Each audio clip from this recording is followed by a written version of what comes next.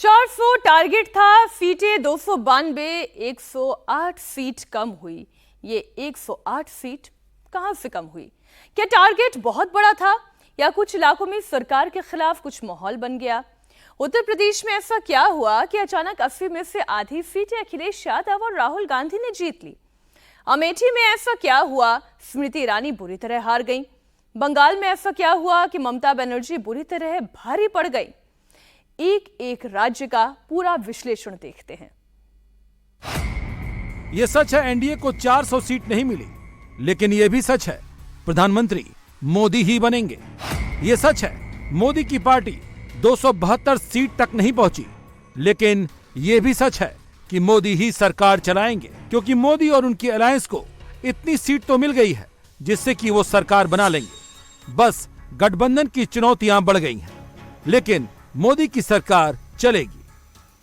और मैं देशवासियों का दोबारा दोहराना चाहता हूं, अगर आप 10 घंटे काम करेंगे तो मोदी 18 घंटे काम करेगा। आप 2 कदम चलेंगे तो मोदी 4 कदम चलेगा। हम भारतीय मिलकर चलेंगे, देश को आगे बढ़ाएंगे। तीसरे कार्यकाल में देश बड़े फैसलों का एक नया अध्याय लिखेगा। और ये मोदी की गारंटी है।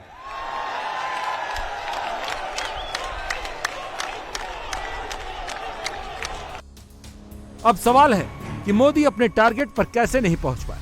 कैलकुलेशन बिगड़ कैसे गया? कमी कहां रह गई? चूक कहां हो गई? पहले ये समझते हैं, फिर रीजन भी बताएंगे। यूपी में मोटा मोटा 65 सीट का टारगेट था।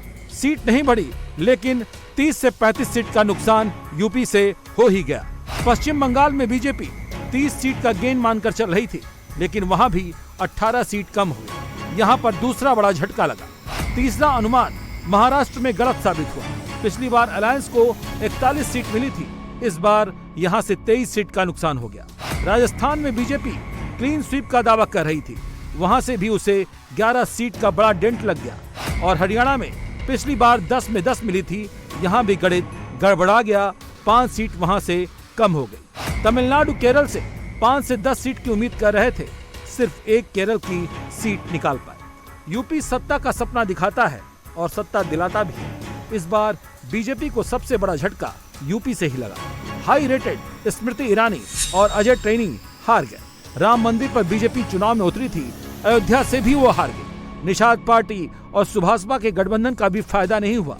बीजेपी की सोशल इंजीनियरिंग पर अखिलेश की पीडीए और राहुल की खटाखट वाली सियासत भारी पड़ गई। यूपी में ऐसा हुआ क्या? बीजेपी कैंडिडेट सिलेक्शन पर सवाल उठा, जो नतीजों में भी साफ दिखाई दिया।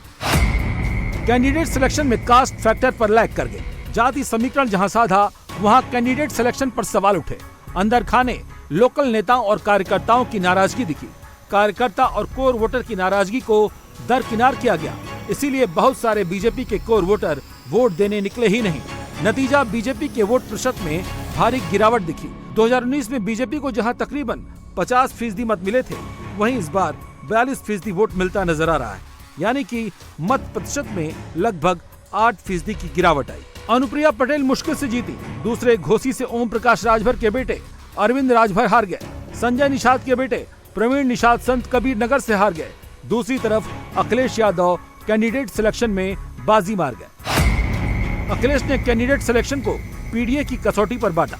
अपने बेस वोट बैंक यानी मुस्लिम यादव को सिर्फ 9 टिकट दिए।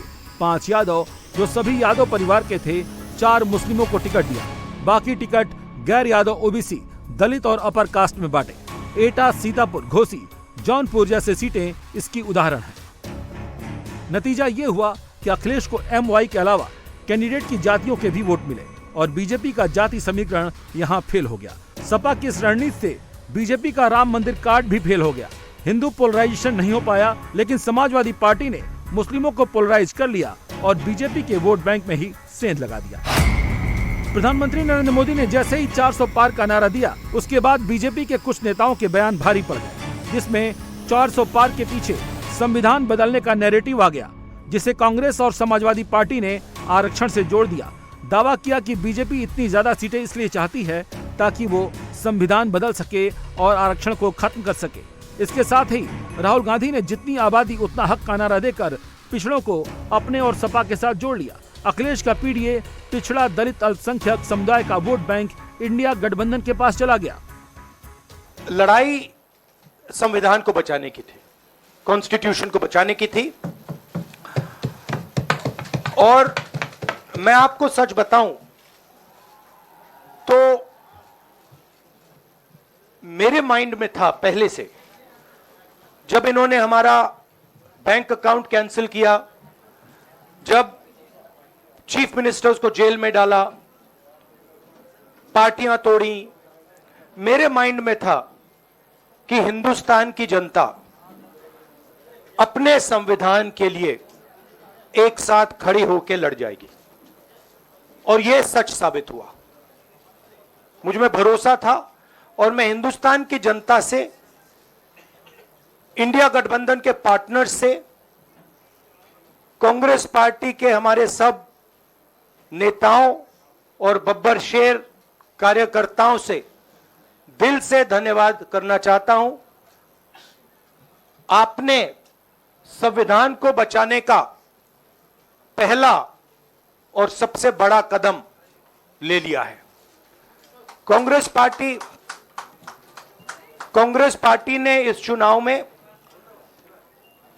कांग्रेस पार्टी के सब नेताओं ने 2-3 चीजें की। सबसे पहले हमने इंडिया गठबंधन के पार्टनर्स की रिस्पेक्ट की, उनकी जो विशेष थी उनको हमने साथ लिया। और आपने देखा होगा कि जहां भी गठबंधन लड़ा, हम एक होकर लड़े। दूसरी बात, कांग्रेस पार्टी ने क्लैरिटी से हिंदुस्तान को एक नया विजन दे दिया है। Pro poor vision, pro production vision Hindustan को इंडिया गठबंधन ने साफ दे दिया है। जो नतीजे आए हैं उससे ये बात साफ दिख रही है कि दलितों और ओबीसी के बीच आरक्षण खत्म करने वाली बातें ज्यादा बैठ गईं। गैर यादव ओबीसी वोट और कुछ दलितों को बीजेपी अपना वोट मानती आ रही थी, वो ओबीसी और दलित ने इंडी अलायंस को खुलकर वोट किया। और ये पैटर्न एक जगह का नहीं है। यूपी में जहां जहां कांग्रेस समाजवादी पार्टी जीत रही है, वहां वहां वोट एक मुश्त पड़ा। तीसरा बड़ा डेंट जिसे बीजेपी समझ नहीं पाई या ओवर कॉन्फिडेंस में नजरअंदाज कर दिया, वो था महंगाई बेरोजगारी का मुद्दा। बेरोजगारी, पेपर लीक और अग्निवीर योजना से युवा खासे नाराज दिखे। बीजेपी सरकार पर लगातार ये आरोप लगे कि वो नौकरी नहीं दे पा रहे हैं। पेपर लीक हो जाता है, उसके लिए कोई पुख्ता इंतजाम नहीं किए जाते। प्रतियोगी परीक्षाओं की तैयारी करने वालों की उम्र निकल गई, वैकेंसी नहीं निकली। नाराजगी जमीन पर दिखी। भारी संख्या में युवा बीजेपी से काफी नाराज दिखे। एक बात तो तय है, यूपी का ये मैंडेट इस बात की तरफ इशारा कर रहा है कि राम मंदिर से राम राज जनता के मुद्दों का हल निकालने से ही आएगा, जिसमें बेरोजगारी, महंगाई दूर करने के ठोस उपाय करने होंगे। महंगाई बेरोजगारी के मुद्दे को अखिलेश और राहुल ने खूब भुनाया। इस बार जनता ने किसी एक दल को पूर्ण बहुमत नहीं दिया। खासकर सत्ताधारी दल भाजपा ने एक व्यक्ति, एक चेहरे के नाम पर वोट मांगा। अब ये स्पष्ट हो गया है कि ये मैंडेट मोदी जी के खिलाफ गया है। ये उनकी राजनीतिक और नैतिक हार है। जो व्यक्ति बार बार अपने नाम से ही हर जगह वोट मांगते थे, उनकी ये बहुत बड़ी हार है। और नैतिक दृष्टि से ये तो उनको बहुत बड़ा नुकसान हुआ है। मोदी जी ने जो झूठ फैलाया, जनता ने उसे समझ लिया।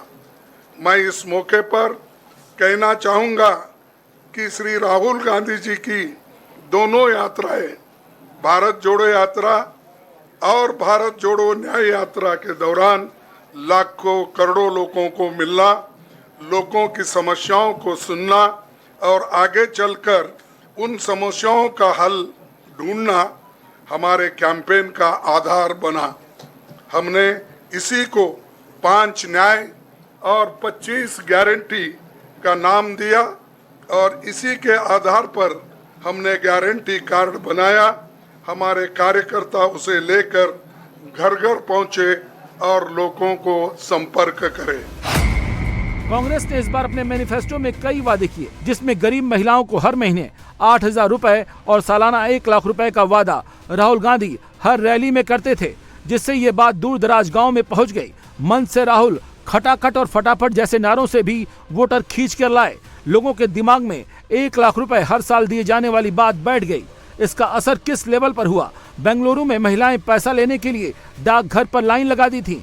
प्रियंका गांधी यूपी में गांव की चौपालों में महिलाओं से यही बात करती थी। मोदी के किसान निधि के सामने 8,000 वाली स्कीम पर लोगों ने भरोसा किया, जिसकी काट बीजेपी नहीं निकाल पाई। 5 वर्षों के अल्प समय में 30 वर्षों के कामों को पूरा किया मोदी योगी सरकार ने। जो चुनाव जीते उन्हें मेरी ओर से बधाई। मैं आशा करती हूं कि हमने जितनी निष्ठा के साथ गांव-गांव जाकर जनता की सेवा की, गांव-गांव जाकर प्रतिदिन उसी प्रकार से अमेठी की सेवा होती रहेगी। संगठन को और सशक्त करेंगे और संगठन पथ पर, जैसे कि अटल जी कहा करते थे, क्या हार में क्या जीत में, किंचित नहीं भयभीत में, संघर्ष पथ पर जो मिले ये भी सही वो भी सही, वरदान मांगेंगे नहीं। यूपी में योगी फैक्टर भी इस बार काम नहीं किया। राजपूत समाज के नाराजगी की बात सामने आई। पश्चिम यूपी में संगीत सोम और पूर्वांचल में राजा भैया की नाराजगी किसी से नहीं छिपी। केंद्रीय मंत्री पुरुषोत्तम रूपाला के बयान ने इस मुद्दे को और भड़का दिया। क्षत्रिय समाज योगी आदित्यनाथ को लेकर चल रही बातों पर भी भड़का। केजरीवाल के बयान ने इस मुद्दे को और तड़का लगा दिया कि मोदी सरकार के बनने के बाद योगी को मुख्यमंत्री पद से हटा दिया जाएगा। इस बयान का बीजेपी के बड़े नेताओं ने कड़ा विरोध नहीं किया। बीजेपी नेताओं की खामोशी इन चर्चाओं की वजह से राजपूत वोट नाराज दिखा। बीजेपी के रणनीतिकार माने या न माने, लेकिन यूपी में योगी से लोग पर्सनली एसोसिएट करते हैं। उसकी वजह कानून व्यवस्था है, लेकिन जाति गणित, महिलाओं को सुविधा और मुफ्त की योजना में बीजेपी इस बार अखिलेश राहुल से गच्चा खा गई और रही सही कसर मायावती के कैंडिडेट्स ने उतारकर पूरी कर दी। मायावती ने कई ऐसे कैंडिडेट उतारे जिन्होंने सपा कांग्रेस गठबंधन के लिए फायदे का काम किया। बीजेपी को इससे काफी नुकसान हुआ। इससे दलित वोटों में भी भारी बंटवारा हुआ। खासकर मध्य और पश्चिम यूपी में बीएसपी के कैंडिडेट ने बीजेपी को काफी नुकसान पहुंचाया। मुजफ्फरनगर, चंदौली, खिरी, लालगंज, अंबेडकर नगर और घोसी में बीएसपी को तो कोई फायदा नहीं हुआ, लेकिन बीजेपी की लुटिया डूब गई। मोदी तीसरी बार जिस कॉन्फिडेंस से सरकार बनाने जा रहे थे वो बन तो रही है, लेकिन वो विश्वास नहीं है। मोदी के उस कॉन्फिडेंस को पश्चिम बंगाल के नतीजों ने भी तोड़ दिया है। 30 सीट की उम्मीद की थी, पिछली बार वाली 18 भी नहीं मिल रही है। बंगाल में क्या हुआ? बंगाली सेंटीमेंट जीतने में मोदी पीछे रह गए। कोलकाता हाईकोर्ट के 25,000 शिक्षकों की भर्ती कैंसिल को दीदी ने एंटी बंगाली सेंटीमेंट से जोड़ दिया। संदेश खाली से जितना मिला नहीं, उससे ज्यादा मोदी सरकार ने हाइप किया। बंगाल की जनता ने इसे भी सियासी दांव से ज्यादा तवज्जो नहीं दी। दीदी के खिलाफ एंटी हिंदू और मुस्लिम तुष्टीकरण वाला दांव भी काम नहीं आया। बंगाल का हिंदू वोट बीजेपी खींच नहीं पाई, जबकि दीदी के साथ 27% मुस्लिमों को एकजुट जरूर कर दिया। ममता के सामने चेहरे की कमी बीजेपी में साफ दिखाई दी। शुवेंदु अधिकारी ने माहौल तो बनाया, लेकिन वोट नहीं दिला पाए। शुवेंदु टीएमसी से आए थे, लेकिन बीजेपी का कैडर मजबूत नहीं कर पाए। बीजेपी ने सिर्फ मोदी के चेहरे पर चुनाव लड़ा, लेकिन स्थानीय दीदी पर बंगाल ने भरोसा ज्यादा किया। मोदी की योजना पर दीदी की लक्ष्मी भंडार योजना भारी पड़ गई। दीदी की लक्ष्मी भंडार योजना पर भरोसा ज्यादा किया। दीदी लक्ष्मी भंडार योजना की राशि बढ़ाकर महिलाओं को बांधने में कामयाब रही। दीदी के साथ आर्थिक रूप से कमजोर वर्ग और मजबूती से जुड़ गया।